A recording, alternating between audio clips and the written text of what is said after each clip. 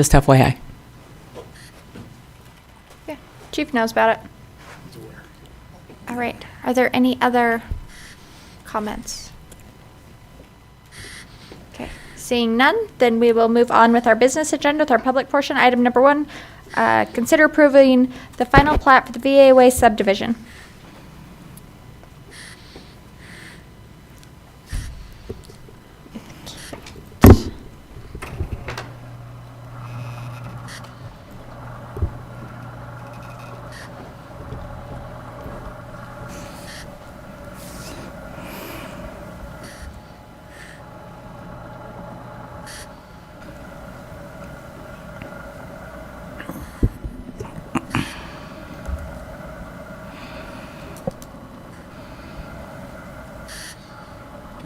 Okay, this is the final plat of the VA Way subdivision that has been constructed. Well, the VA subdivision has been constructed up on top of the hill just behind Home Depot, and it's got 4 lots in it.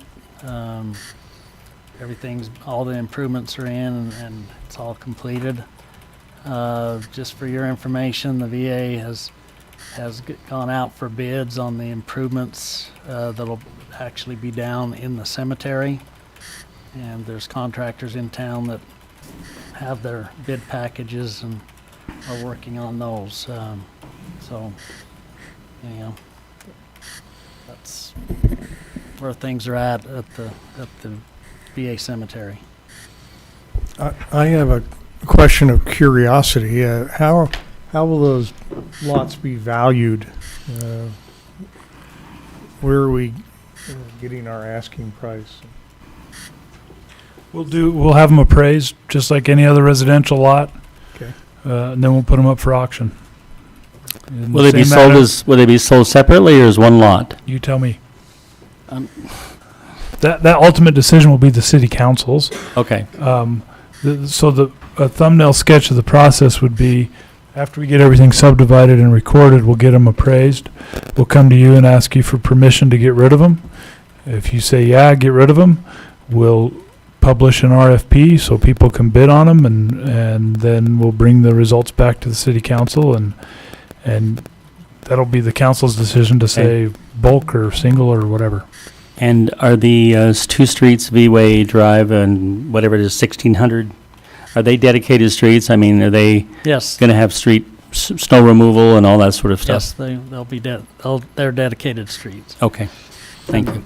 I would Well, I mentioned this before, but we did this subdivision here to pay for the improvements on those 2 roads, and it's pretty close to covering those improvements.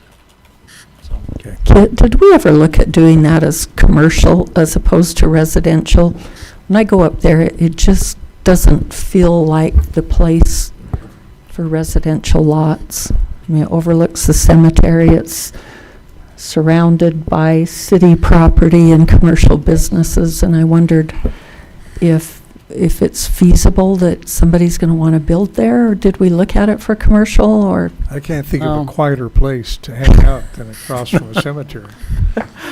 I was just going to say, I've had a lot of interest, individuals are looking at it, so I'd suggest we package them separate. I mean, a developer or somebody could come in and buy them all and build houses on them, but people know where it's at. They've, driven up there, and I've had several people ask me about them.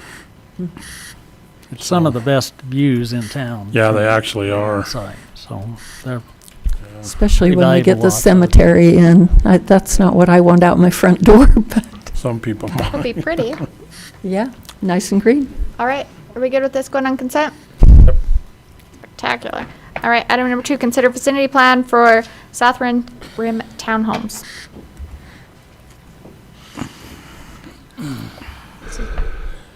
Yeah, he looks confused. This is Bob.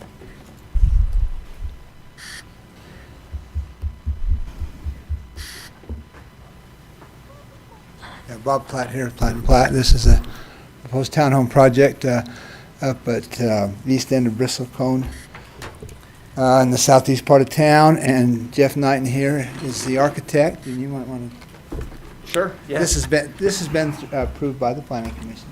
That's why we're here. All right. Yeah, I'd just like to know exactly where it's at. I mean, I do have the map here, but I'd love to be able to see where we're looking Will you at. just state your name and everything? For the Yeah, record? sorry, my name is Jeff Knighton with Knighton Architecture. I'm the architect working with the owner, and the owner is out of town. Go back a little to the south, actually. Right there in the middle of the screen. So you can see 1150 comes across, and it ends into all those dirt You trails. That little black device. Right is a- here? Yeah, That's it's my pointer. Bottom laser. one's a laser pointer somewhere on there. The green line. Green line. Yep, there we go. Okay, here we go. This is 1150 south that carries through. Okay. So this is the area that we're looking at right here Oh, okay. to develop. So yeah, it's a development of 63 townhomes. We're looking at, they're going to be 3-story townhomes with a 2-car garage on the ground floor, 3 bedrooms. So the second level is the main living level with the open kind of floor plan, and then the bedrooms on the top level, the 3rd floor. And there's gonna, the first ones will come in will be some front-loaded townhomes, 3 5-plexes here, and then some 6-plexes go in this direction with a clubhouse around the middle of the development. Yeah, I'm trying to think of what other questions you'd have. We've been working closely with staff. I think we first brought the project down and had our sketch meeting, several months ago, and have been working through the process. And yeah, just here to answer any questions you have about the project. Tell me about the width of the streets that are proposed in this. Is this a standard citywide streets kit that we're looking at? Yeah. Yeah, all the city streets are the standard Okay. widths for those type of streets, whether it's a minor collector or just a residential street. Okay, great. Bob, can I say something? Yes, this right here is actually, if you come here, I mean, the project's in this area. Uh-huh. There's actually a road dedication plat that was created several years ago that goes like that. And it's dedicated as a 60-foot wide.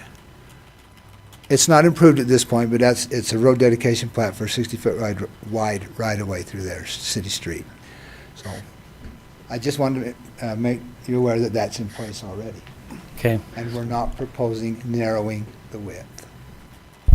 thank you. So has the soil testing been completed in that area at this stage or not? Yes.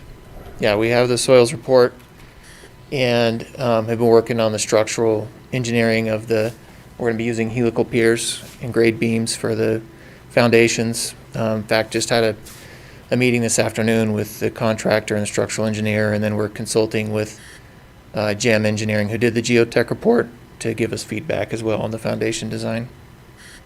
And Kit, do you feel comfortable with the soils, with the city taking those streets and having them dedicated in that area? I know we've had questions before because of some of the subsidence up there. Yeah, we actually tried to implement a policy that any streets in that area needed to be private because the city didn't feel comfortable with those soils conditions and the problems that they cause. So that's not the case with this one though, right? It's going to be a private or a public street from what they're proposing? The streets within the PUD itself would be private, Okay, but this is a dedicated city street. okay, Just wanted to clarify all right, that. thank you. So my question is the width of the streets inside the PUD, Bob. Okay, What are that's those where I widths? got confused on. What are the widths of those roads inside the PUD? On that, Bob? I know we've been working with the city engineers, so it looks like we've got 28 feet on, so there's if you go back to that plan, you had the plan up, whoever had the plan up earlier? Go to that, and then maybe rotate it. Let's see a little bit better. It'll be the same.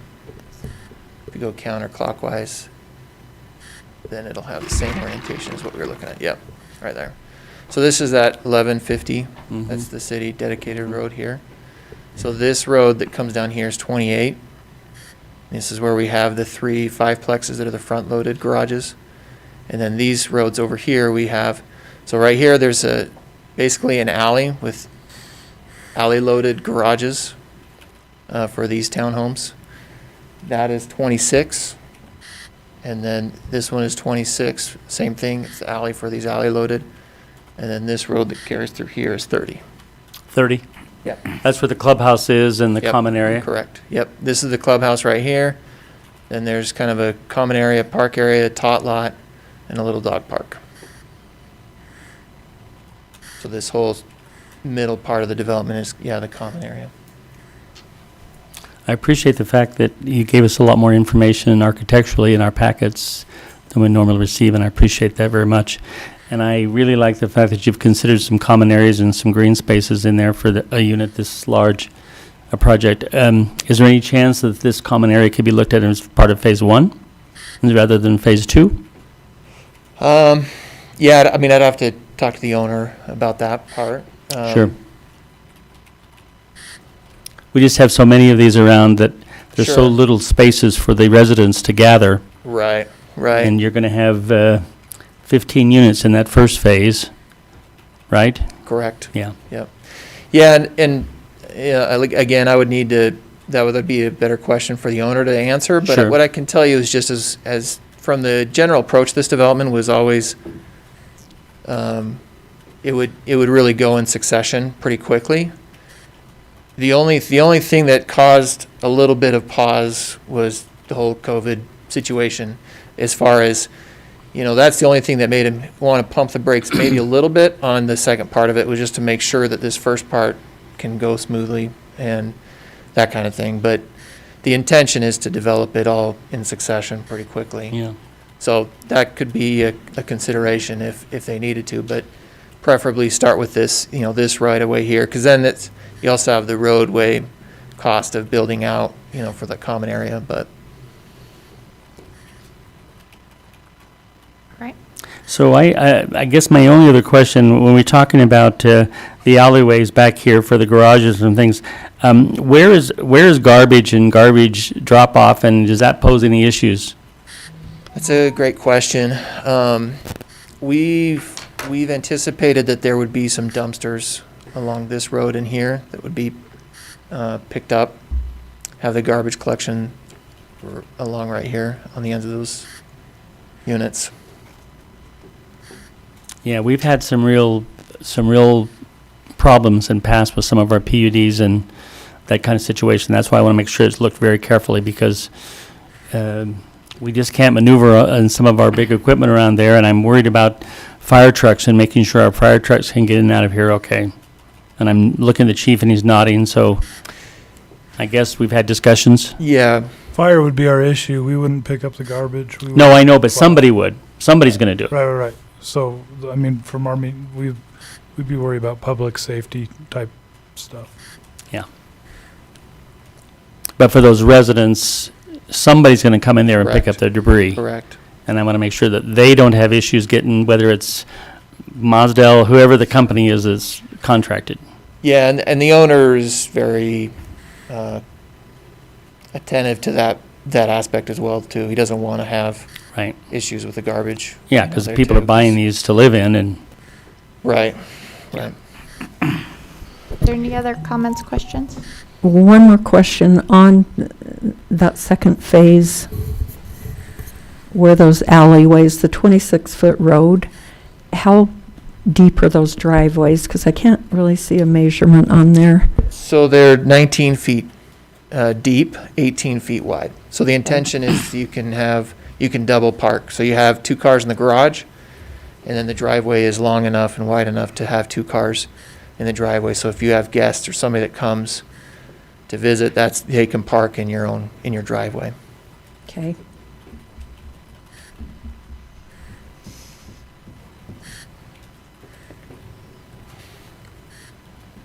Other comments, questions? You good not at with this this time. going on consent? Yes. Yes? Okay. Okay, thank you. All All right, item number 3, public hearing to consider an ordinance changing the zone from general commercial to mixed use for property located at 331 North 100 West. Yeah, Bob Platt again. That's not the right map. There we go. So this is Landon and Carly Eldridge and the Allstate office, which is right here. We're at about, what, 350 North 100 West? I might not have said that quite exactly right, but that's about the address on the west side of the street. And this is master planned or general planned for mixed use. Now, I understand that right now you've got a moratorium on mixed use, but this process started before that moratorium, and I cleared that with Tyler, the city attorney. So that's why we're here. That this request was in place before you placed that moratorium. So that's the request, to allow for mixed use in here in conformance with the general plan. They would like to keep this office building for their Allstate office and do a little bit of development back in the rear. Do you know what they're thinking of for their development, Some Bob? small townhomes. This is not very far from Terry Porter's Right. little project with his cottages, I guess you could say, in the rear. So that's what this zone change request is about. So the same thing like single-story cottages or townhomes like two-story, or do you They know? might be two-story, Terry. Okay. And I think 2 stories okay. We just want to keep in the character of that neighborhood Uh-huh. because there's some nice cottage feels there, and we don't want to lose all of that. I actually think Terry Porter's little project looks really nice. I do too. Mm-hmm. It does. This commercial use would remain as is in the front, Right. so All right. that's my... Are there any other questions from the council? Then we will open up the public hearing on this item. Okay, seeing no one, we will close the public hearing and move this onto our action agenda. All right, item number 4, public hearing to consider an ordinance changing the zone from residential agricultural to dwelling 2-unit for property located at 3737 West Highway 56. Good evening, Dallas Buckner, Go Civil. So this is a zone change for over on Highway 56. It's about a 0.42 acre parcel. Currently zoned residential agricultural, which is no longer a zone in the city, and so we are doing a zone change to R22, which falls under medium density, so in conformance with the general plan. Got a positive recommendation from Planning Commission. And the intent is basically just to build a residential house on it. It's not for a subdivision per se, it's just doing a zone change in conformance with the general plan. And the owners are still able to achieve what they want with that zone.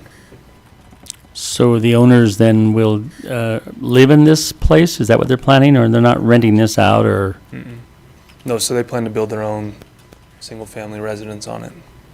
But it's general plan for Mhm. medium density, so it's roughly right there. And there's no problem with the airport here, right? Mm. It's far enough out to the west. Further east, Yeah. near the intersection of Westview. Okay. Thank you. Are there any other questions from council? Then we'll open the public hearing on this item. All right, seeing no one, we'll close the public hearing and move this onto our action agenda. Item number 5, consider vicinity plan for 300 West RV Park.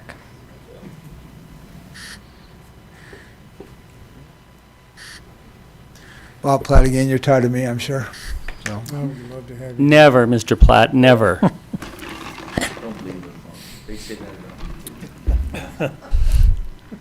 this is not, we got to get the right map here.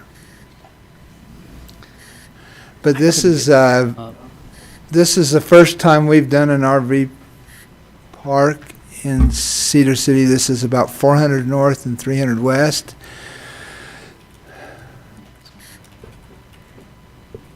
There it is. No, that's not it. No, keep going. That one's not it still. I couldn't get mine to come up. That, Not it. that it. There we are. We just need to rotate it. We're compliant in the zone. This has been approved, this vicinity map was approved by the Planning Commission, and it's an RV park. It's not a it's like KOA. I mean, it's an RV park. And you know where this is, basically. It's between 300 and 400 West, and it's very heavily treed right now. Looks like a forest in there almost. It is. Yeah.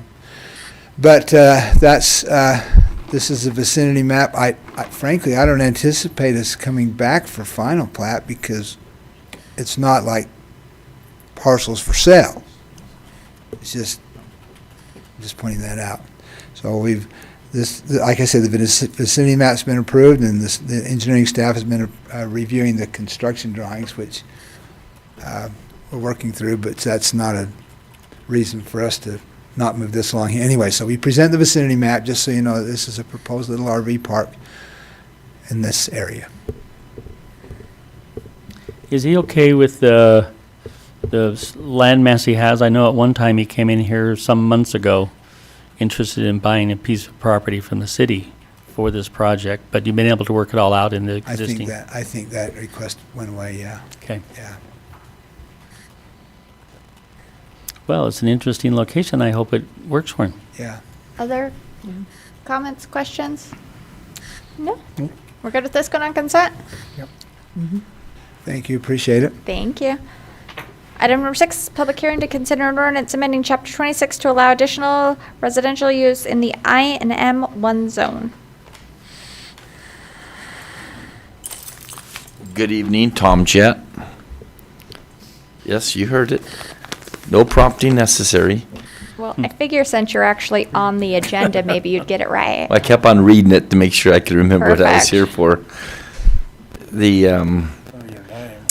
I've been working on this project and this concept for quite a long time, and had a lot of discussion, a lot of different staff members, a lot of elected officials, prior and present. We are ready to now ask the council to change the ordinance to allow for limited residential use. There is a paper that you should have that spells out what we are proposing. We have met with Planning Commission, and the Planning Commission gave a positive recommendation on this project approximately a month ago.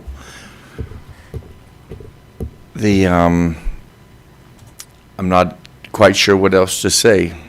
I know in the Planning Commission meeting, Mr. Jett, there was a lot of conversation of concern by some about possible fire issues relative to the kinds of things that might be developed in his shop and someone living above. Has that all been addressed? Because Yes, sir. welding and various things that might go on. Our CCNRs for this building prohibit such type of activity. And will you be the enforcer of that? Because there's Well, I will be there won't one an of H- them. There won't be an HOA, I don't think, will there? It will be an HOA. Oh, they will. Okay. Yes, sir.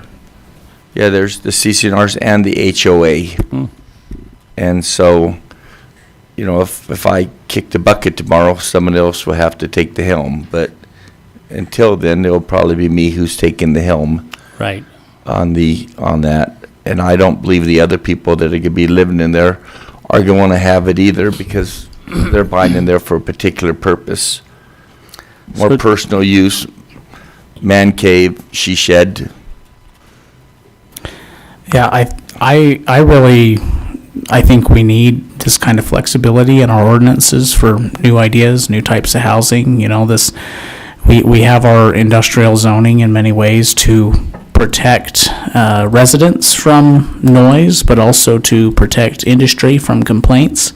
And I think there's a certain expectation that if you're buying a joint home with shop below, that you need to expect certain amounts of noise and industrial activity from your neighbors and from those next to you. So I think many of these aspects are very well thought out, and as long as those, I mean, in the building process, you've got to meet fire code anyway.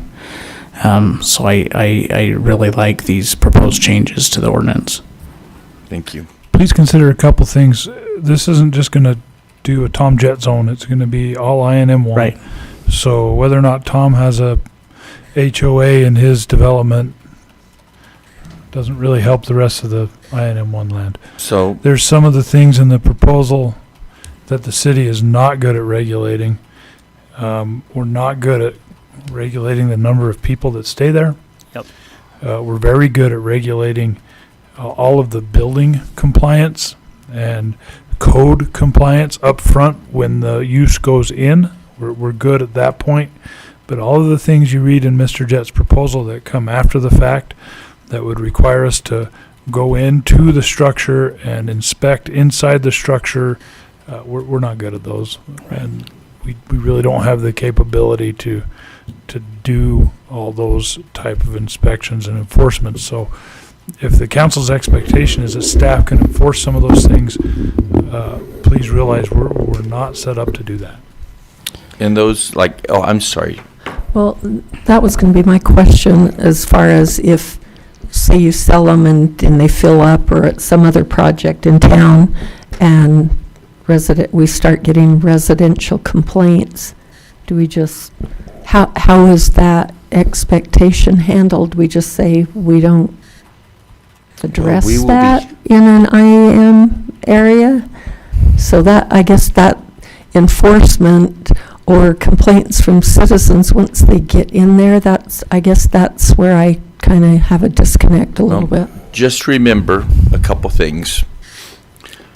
We already allow hotels, which is apartments, mostly one bedroom in the INM1 zone. We allow motels in INM1, hotels in INM1, trailer parks in INM1, and there's a few other RV parks in INM1.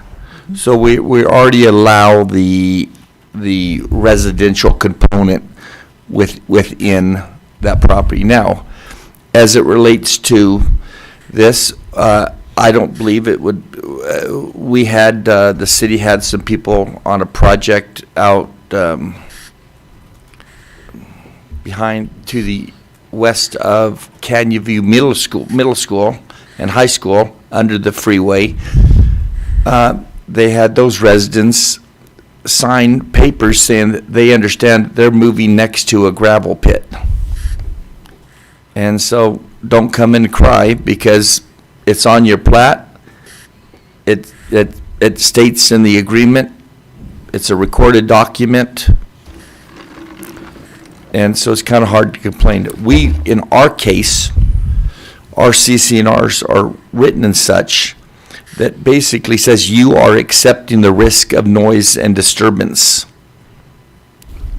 So there, am I going to stand here with a straight face and say, no one's ever going to complain ever again to our city? No. But, you know, there's only so much you can do to protect people. And Tom, can I interject there as well? Yes, sir. I think, given the nature of the proposal, the thing I think is most helpful here is that the residential space is incidental to the shop below. Yes. And they cannot be separate as separate. Can't rent one without the other. Right. You rent the upstairs, you rent the downstairs, and vice versa. And so this is Or not just rent, entirely own. different than Occupy. if we were going to put apartments in here. I think it'd be different. You'd have a lot of people just looking for an apartment, finding an apartment or a condo, buying or renting, and then complaining about industrial. But in this case, you're buying or renting a shop that has living space with it. That is correct. And I think that it would take a total upturn and an extreme housing shortage before I think we'd have people getting into that kind of a living situation without the expectation that there's going to be primarily industrial use around. These are really, to clarify for each and every one, these are basically a home that's primary purpose is a big garage, and their home, and they put their emphasis on a shop to tinker and shine up their toys, and their living quarters is that's their third or fourth down the line. they're looking for a bed. Yeah, that's especially true in your case. That may Yes. not be true in all And it's not, IM1. and it's absolutely not. Right. And I can understand the difficulty, but we do, as I say, we do allow those other residential components already in that zone. Mm-hmm. I could put apartments, a home tail 10 feet from this building already. Right. I think you've got a good format as far as a new idea, and, the fact that you've got CCNRs and everything built into it is probably something we ought to look at in the ordinance for wording, and use that as a model so that, as what we've been talking about, we don't have the problem of somebody that's already got I&M out there somewhere else of just, throwing these in without. That way it takes the enforcement off of the city and puts it on the private, whether it's a PUD or whatever you want to call it, a private development that's governed by those CCNRs that are filed with the county, can go to every owner and everything else. I think that in itself, and then where you've limited the bedroom size, square footage, all of those things are going to eliminate, 40 people living in there, for lack of words. But, so I think it's a good model. It's a new concept. But I know the one you've talked about, you have a truck driver that bought one. And that's a prime example. He's on the road 6 or to 10 days at a time, comes home for 3 or 4 days, and just he'd have his rig there and washing it, and not the trailers, but just his tractor, and living upstairs while he's home. Then he goes back on the road again. That's a good example of a use that is, I think, is kind of an interesting concept. Well, and But- I don't think we have a lot of I&M in the city limits, do we? Seems like when I looked at the map, I don't know if we can pull that up and look how much Yeah, there's. that we're even looking at. It doesn't seem like there's a lot of areas that's in that zone. I just know my wife has told me that if I don't start helping clean the house, I'm going to have to move out there. Take So heed, she's buddy. got a plan, huh? I think Councilman Adams is correct. I mean, I think it's very clear to me what you're requesting in this change, but it's going to come in how it is written into the ordinance Yeah. and those changes that we made, because it's got to work across the board for citywide, and whether that means putting some of these restrictions into the ordinance itself so it is there, I'd feel more comfortable looking at it that way. It's similar to what we have at the airport. I mean, those owners that bought hangars out there, and then they have a bed upstairs, whatever, they fly in off and on in their plane, park it in their hangar, sleep upstairs for 2 or 3 days, whatever, and then they fly back to Arizona or wherever they came from. Don't say that, because I think they're an INM1 too, Well, so, they may be, but that's been going Well, on for, right. So, But it is for quite a forbidden. while. What's that? I know It it's, is forbidden. and I know it's forbidden out there, but they do it all the time. But that's the concept. I think it's, same kind of thing, flying in and out of there's, not, Alright. they don't live there forever. The light gray is INM1, the darker, it's kind of hard to tell on the map, but the darker gray is So is INM2 Is is this typically your IM1? heaviest, dirtiest Yeah. noises. Okay. Light gray. okay. Yeah, with gravel pits. So INM2 the is airport typically takes gravel up- pits and really heavy uses. Yeah. Yeah, the airport takes up a large Yeah, the section. biggest share of that is the Yeah, it airport does. property. so it looks like everything north of industrial pretty much though is INM1. Is that line there? Yeah, think so. pretty much. Yeah, I don't even know where industrial is on here. close. I think it's kind of right where your pointer Right in is. there somewhere. Yeah. A little south of there is, I think that southern edge of that blob is industrial road right there. I might need Give or take. stronger glasses. Yeah. Yeah. Are there additional comments, questions from council? I would just reiterate, I think if we in the ordinance, especially restrict the subdivision of units to where it's kind of like a all-in-one thing. You can't get the residential component separate. I think that's a big part. Size limitations on the residential component, I think, is a big part. And if we do some of that, I think those aspects alone will take care of a lot of the regulatory issues without burdening the city with the enforcement aspect. What Hey, did Mike- you say, Paul? I didn't hear. Did you say something? I did. I wasn't speaking for, Oh, you weren't. Oh. I'm sorry. I didn't. I wasn't trying to let you hear. Oh, okay. That was nice. However, the hurt my question from Mayor feelings. Wilson was, can we have an ordinance put together by next week? Well, that was my And my question. I'm not response was- comfortable. If not, We have a then, draft from Mr. we can Jett, wait. but we haven't put one together. oh, I'm okay with that. Mr. Romerl typically writes them, and Right. he's Yeah, I go with him. conspicuously He's absent. slacking. He's slacking. Good for So him. He deserves it. The answer's probably no. We No, can't. why don't we, if we could just go forward and then we'll just 2 weeks from now or the next full Sorry. cycle? Yeah, because Is I'm- that fine? I'm, when it says the public hearing to consider amending, I don't want to vote on something a week from now until we have an opportunity to look what the ordinance wording is even Right, going we'd to have be. to see the Yeah. wording, yeah. Yeah, So, but we'll have a public hearing because that's published, Sure, yeah, and then, sure.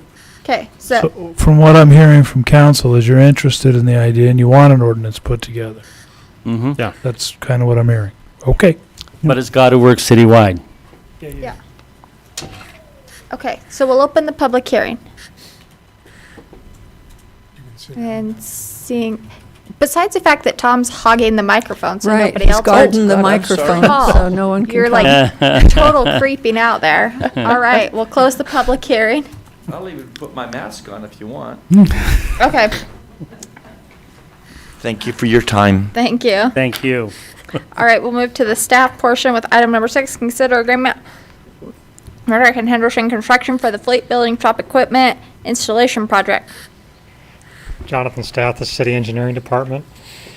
If you remember on this, several weeks ago, we went out to bid for this project.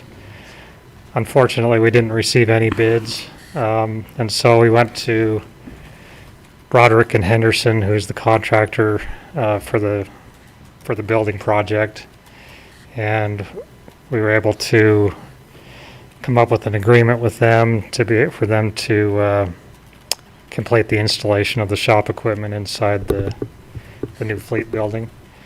And working with Tyler, we drafted this agreement, which was in the packets. The total cost is $115,600. And Tyler's reviewed the agreement and he's okay with it. And so we're just bringing this to council for your review. The agreement is within budget. Yes, it is. We're still under budget by about $175,000, $176,000. And are they able to meet the necessary time frame? They're looking at about a 45-day time frame, so that works with the overall project. So we're looking at about the end of September to finish the project. Okay. Okay, good. Are there any other comments, questions? We good with this going on consent? Yeah. All right, Yeah, thank you. spectacular, Thank thank you, you. John. You, Jonathan. Item number 8, review bids for closed circuit television vehicle. Got Mr. Bonzo in here. Welcome. Dirty Our movies. lucky day. Come every so often. Eric Bonzo, wastewater superintendent. Good evening. Again, it's good to come every so often. In this year's capital first 6 month budget, money was allocated for a new CCTV vehicle for my wastewater collections division. Give you a little background really quick. This is a very important piece of equipment that we use every year in our maintenance areas. It follows our jetter truck and does all our video and inspections of all our sewer lines within that maintenance area for the year. And with that being said, we're cleaning and videoing every 4 years. So every 4 years, every line in the city and county, parts of the county, are videoed and cleaned. And we use these videos to look at the integrity of the pipe, and we make a prioritized list and use that list to make the necessary repairs on lines that are have short life spans or whatever we feel is appropriate to do. A lot of them we use for, we go and look for root problems, and so our current camera truck is 12 years old. It's at its end of life. There's been many components that have failed on it. We had a generator system that controls all of our circuitry for our hardware, our computers, and our transponder and camera. It failed on us. We took it in. First of all, we got back with Q's looking at putting a new generator system in it. Since this truck is so old, they don't even make that generator for this truck anymore, and they'd have to do a whole bunch of new wiring for the vehicle. At that point, I determined to see if we could get another year out of it. We did have the generator rebuild on it with no guarantee of how long it would last.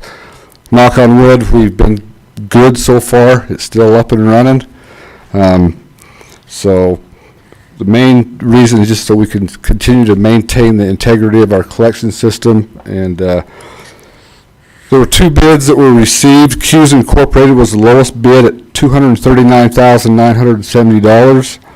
The system we run now is a Q system with Granite software, which my operators are very familiar and proficient with, so that's a bonus. This will also give us a backup components that we can salvage from the old truck. Right now we have 1 transponder and 1 camera. A lot of times during the year, these cameras go down, whether it's a gear drive on them, a pigtail wiring issue, motor problem.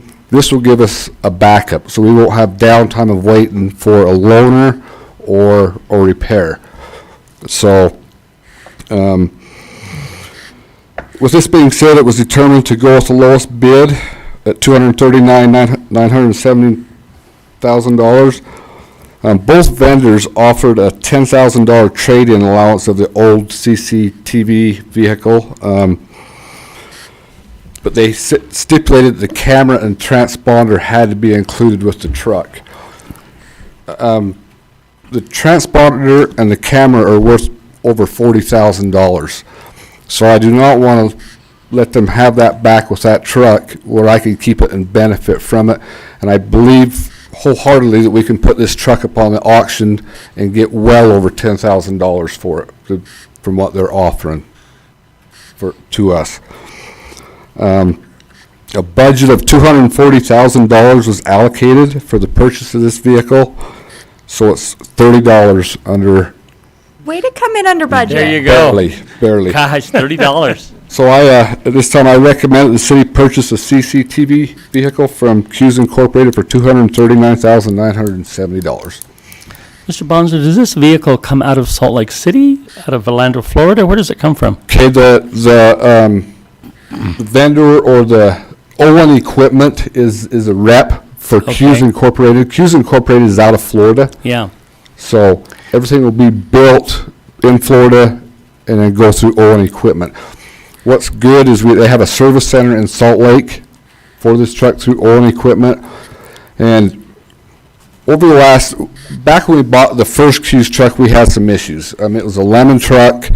Paul can probably remember this. We had a lot of warranty issues with it, not We just. did, and they ended up Put just the taking the equipment in whole the truck box back and giving us a brand new one. Once that happened, we've been pleased with it, and the customer support and tech service has been very, very awesome. We had to Did we work with pick the- up the vehicle, or is it shipped? I mean, how is it delivered to us? It's shipped to us, Okay. We don't get a trip to Florida to pick it up. unless you want to I send me was, there. you know, wondering. Volunteer. Not right now. Florida's not where I want to be right now. So, All any right, we other- good with this going on consent? It's great. Thank you. Thank you. Thank you. Thank you, Eric. consultant to assist in an update of the city's general plan. All right, thank you, Mayor. City Council, Don Boudreau, City Engineering. As you recall, earlier this year, the city sent out an RFP to assist us with a comprehensive update to the city's general plan. The city at that time received 3 qualifying proposals, which were ranked, recommended to council, and council ultimately decided on the top pick by staff. In this case, due to extenuating circumstances, the city's had to cancel that contract. And so the contract, or the consultant we are considering is the second ranked, which is Rural Community Consultants, or RCC.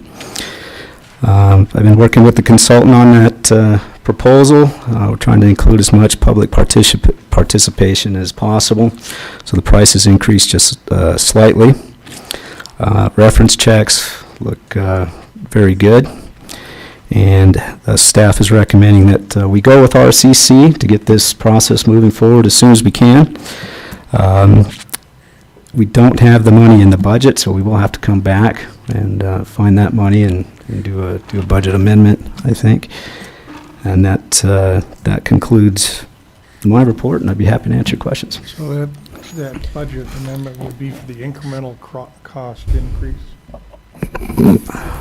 Yeah, so the last time we discussed this issue was in the prior fiscal year, which has ended and our new one just began. So if we want to go this route in a future revision, we'll add this item into the engineering budget. Their total budget right now could accommodate this cost over the next several months, but in total for the whole fiscal period, we need to increase it to absorb this. I think the additional cost that they outlined is important because it's so important to have additional public input. I mean, we're going to do this process and we want to be transparent about it. We want to make sure the public has plenty of opportunities to participate. So I wholeheartedly support the additional $3,500 or $3,800 for that. Yeah, As part of that's the what we contract. worked on. In summary, there's 4 public meetings, not including the website and other type of And the presentations they'll make to council and planning Right. commission also. So we're looking at one primary meeting that's an all-day-long series of comment opportunities. This is as we get into the draft. So it's to get that public input before we start. With the prior vendor, we had outlined very specifically that they would leverage off of the Vision 2050. The work that has been done. And I believe include that? I believe that is included, but I will make sure that It is. that It is in their included. proposal, at least think that it I is. read. Yeah. It was in there. And also the survey that came out of, I forget what it was called, that Danny That's the headed up. 2050. What? No, No, it it's- was, Oh, Danny. I forgot. I can't remember the name of it. What was the survey that the Utah State come down and did with us? Yeah. That study. Danny Stewart, Economic Development. I think it had an acronym that we never Yeah, could the read about. ASAP. was Yeah. the one that we were working on, and it was Yes. put on hold. I'm trying to finalize that still, but yeah, that's something. But there was a we'll lot of wanna good material consider. in that survey. Right, we want to make sure It's that excellent. that's We'll make also sure that that's included. used in there. I want to make sure those are folded into the effort. Right. Okay. Perfect. Just making sure. We'll make sure the ASAP is part of it. Okay, thanks. So is this a two-step process? I mean, if we approve the change in consultants, do we also come back and approve at a different time the budget change? So engineering's overall operational budget is big enough to start paying the bills for Okay. this particular item. We would usually amend our budget in January. So they would pay the bills out of engineering's operational funds. The line item would show in a deficit for the next 4 or 5 months. In January, we would come back and ask the council to allocate sufficient funds to cover the entire contract, and we'd be okay. Okay, thank you. Thanks, Paul. Are we good with this going on consent? Yes. Spectacular. Thank you. Thank you. Thanks. All right, consider, item number 10, consider accepting a property donation from Rocky Mountain Power.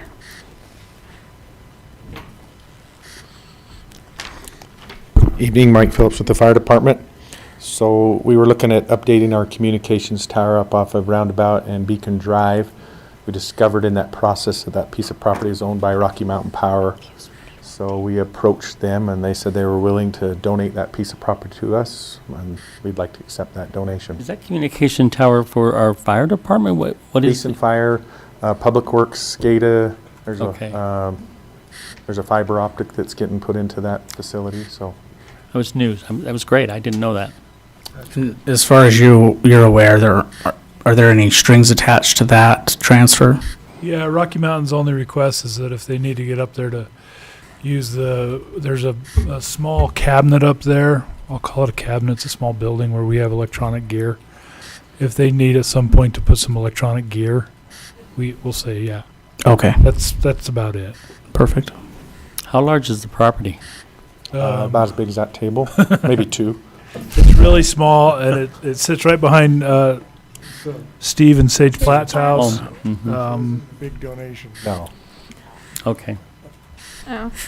If we get the tower erected and the shack/power cabinet on there, we're lucky. We're good. Yeah. Possibly make this into soccer fields. We could put a soccer ball on the property. Maybe You a couldn't kick foosball table, you know? Corner kicks. Okay, back on topic. Any other questions, comments? Could That's this it. go on consent? Perfect. Yes, thank you. All right, item number 11, consider an ordinance amending chapter 35A to restrict the number of visitor parking permits that can be handed out to a single resident owner. So this is a follow-up on last week's discussion regarding Dewey Avenue and the permit parking program that the city currently has. The proposal from staff last week was to institute a fee so that not one person could come and gobble up all the visitors' passes. Council didn't like that. They wanted to say, put a number in that says you can only get so many passes. So the ordinance Tyler prepared for you would limit them, the residents, to a certain number of passes. However, where that certain number of passes is located in his draft is a blank right now, and he just wants y'all to tell him a number. I thought we were tossing around 5. Yeah, As a, I'm okay with that. Yeah, 5. All right, you, I also, but I have a question about this. It seems to me, while we're looking at this ordinance and changing it, why do these have to be 30 days? Why does a permit have to be 30 days? I mean, if somebody is coming, usually it's 3 days, it's a weekend, it's 7 days. I mean, it seems to me 14 days would be a max. then you can change 14 to 14 days. So staff didn't try to change the rest of the ordinance. I know, but since we're doing this, If you guys want to change it to 14 days. 14 or 10 or 2, yeah, I think 30 days is too many. just let us Now, know. we have a resident that lives on Dewey. I don't know if she has a comment or not. Laura Henderson, thank you for addressing this. I think 30 days is way too long because you can go in at the end of every month and recheck out. So you could have it for eternity, really, because you can go back in and check them out over and over. Maybe like 3 days, 5 days? Yeah, I think. I mean, most parties, if family reunions, whatever, they're not going on for 30 days. Not even Right. probably 5 days, but maybe a wedding, I don't know. If that's the paradigm that we're looking at as a guest or a visitor, is a very short-term prospect, then that model works. If the paradigm is my nephew's coming to town for an extended period of time and I need a visitor's pass, that paradigm might not work as well. He might stay. Yeah, I'm thinking 2-3 my weeks. grandparents or something. My mom and dad might you know, stay. Yeah, but that's Maybe why I'm 10 thinking, days I or- think 14 days would be I do ample. too. 2 weeks is plenty. Okay, so Yep. do you want 14 days changed? So you want 5 permits and 14 days? That sounds good. Sounds Yep. great to everyone? Okay, spectacular. That will go on the action. I don't want them, period, but that's another story. Okay, well, that's a whole nother story for a whole nother day. Item number 12, consider approving COVID-19 relief agreements with Care and Share and Utah Shakespeare Festival. So God bless him, the Shakespeare Festival was so anxious They signed the draft and they didn't even fill in the blank, so I had to send it back to them. They'll fix it. Both entities. They sent very nice thank you cards. Yeah, they did. Yeah. So both entities have the agreements. They're both fine with the agreements. Both entities have already sent me 3 invoices to start the payment process, and I told them how that would work. We would start the first one through, and then when we get the second chunk of money, we'd start the second one through. I actually invited them to send the invoices early because it just speeds things up. So the basic thing in the agreement says that these entities will be responsible to use the money, as they said they were going to use the money for qualifying purposes. These entities will be responsible to track how they spend that money and or their business losses. And they will keep sufficient records for a period of 5 years or until an audit happens, whichever comes first.